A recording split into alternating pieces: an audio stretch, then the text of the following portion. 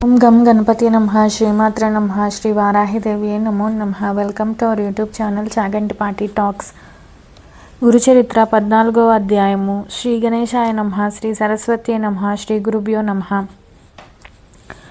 నామధారకుడు స్వామి, అటు తరువాత శ్రీగురుడు ఏమేం చేశారో చెప్పండి అన్నాడు. సిద్ధయోగి సంతోషించి ఇలా చెప్పారు. భోజనాలయ్యాక సాయందేవుడు శ్రీగురుని పాదాలొత్తుతూ, సద్గురు, మీ పాదసేవ వలన నా జన్మ సత్కర్మలు సార్థకమయ్యాయి. మీ అనుగ్రహం వలన నా పితృదేవతలు కూడా తరించారు. ధన్యుణ్ణి.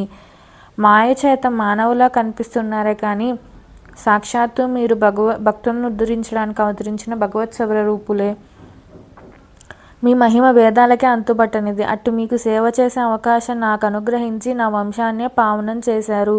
కానీ నాదొక విన్నపం ఉన్నది.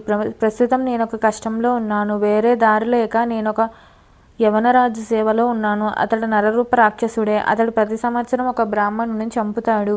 నన్ను బలివ్వాలని తలచి ఇంతకుముందే నాకు కబురు పంపాడు. నేనిప్పుడు అతని వద్దకు వెళ్ళాలి. తప్పదు. నన్ను మీరే కాపాడాలి అన్నాడు. అప్పుడు శ్రీగురుడు అతని తలపై చేపెట్టి ఆశీర్వదించి, నాయన భయపడకు, ఆ యవనుడు నిన్నేమీ చేయలేడు. భగవంతుడు సర్వానికి యజమాని. నీవు అతడి చేత సత్కరింపబడి సంతోషంగా తిరిగి వస్తావు.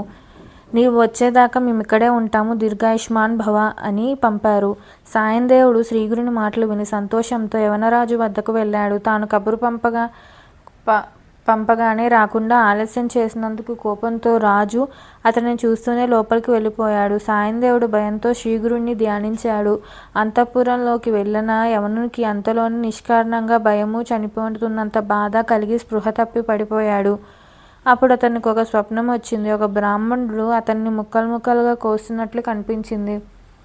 విపరీతమైన బాధ కలిగింది. అతనికి స్పృహ వచ్చేసరికి తాను చేస్తున్న హింసతులకు ఎంత బాధాకరమో తెలిసి వచ్చింది. పశ్చాత్తాపంతో అతడు బయటకు వచ్చి సాయందేవుని పాదాలు పడి, అయ్యో, మిమ్మల్ని నేనే పిలిపించలేదే, మీరు ఇంటికి వెళ్ళవచ్చు అని వస్త్రాభూషణాలతో ఘనంగా సత్కరించి పంపాడు. సాయందేవుడు శ్రీగురుని కృపకు పట్టరాని ఆనందంతో త్వరగా తన గ్రామం చేరి శ్రీగురునితో జరిగిందంతా చెప్పాడు.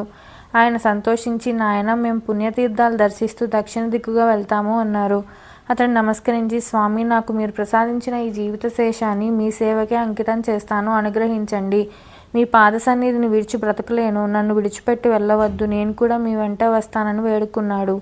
శ్రీగురుడు, నాయన, నాకు ఆత్మసమర్పణం చేసుకున్నావు. నీ అభిష్టం నెరవేరుతుంది. మేము ఒక పని మీద వెళ్తున్నాము. 16 సంవత్సరాల తర్వాత మళ్ళీ మేము వచ్చి ఈ గ్రామానికి దగ్గరలోనే నివసిస్తాము. నీవు అప్పుడు సకుటుంబంగా వచ్చి దర్శించుకోవచ్చు. అంతవరకు ఇక్కడే సుఖంగా ఉండు అని ఆశీర్వదించి శిష్యులతో కలిసి పాదచారియే అనేక పుణ్యక్షేత్రాలు దర్శిస్తూ వైద్యనాథం చేరారు. అక్కడ ఆయన కొంతకాలం గుప్తంగా నివసించారు. అది విని నామధారకుడు, స్వామి, అప్పుడు శ్రీగురునితో అనేక మంది శిష్యులున్నారు కదా, వాళ్ళు ఎక్కడున్నారు? శ్రీగురుడు అక్కడ గుప్తంగా ఉండి ఏం చేశారో అని అడిగాడు. 14వ అధ్యాయం సంపూర్ణం. శ్రీ దత్తాయ గురవే నమః. శ్రీ శ్రీపాద శ్రీవల్లభాయ నమః. శ్రీ నృసింహ సరస్వత్యై నమో నమః. Please subscribe our channel. Thank you.